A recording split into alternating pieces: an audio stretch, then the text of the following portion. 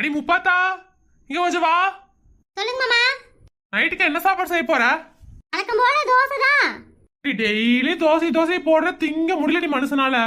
சட்னியாவது நல்லா இருக்கிறியா? அதுவும் கன்றாவியா இருக்குது. நான் என்னங்க மாமா பண்றது? நைட்டு சோறு நீ திங்க மாட்டேங்கிறீங்க. சரி பிள்ளைங்களுக்காக ஏதாவது செஞ்சு கொடுக்கலான்னு பார்த்தோம்னா அது உங்களுக்கு பிடிக்க மாட்டேங்குது.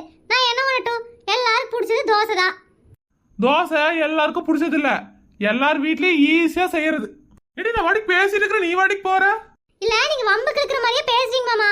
இங்க நின்று பேசிட்டு இருந்தா வச்சுக்கோங்களேன், தலை தான் வலிக்கும். அப்புறம் போய் நான் டீ போடுற வேலையும் பார்க்கணும். நான் போய் வேலை நிறைய கிடக்குது பார்க்குறேன். சரி அதெல்லாம் விடு.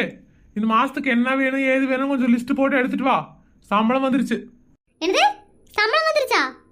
அப்பாடா, எனக்கு இப்பதாங்க மாமா நிம்மதியா இருக்குது. உனக்கு என்னடி நிம்மதி? மாமா, எனக்கு அவசரமா 2000 ரூபாய் பணம் வேணும். உங்ககிட்ட கேட்கலான்ட்டு இருந்தேன். சம்பளம் வரட்டும்னு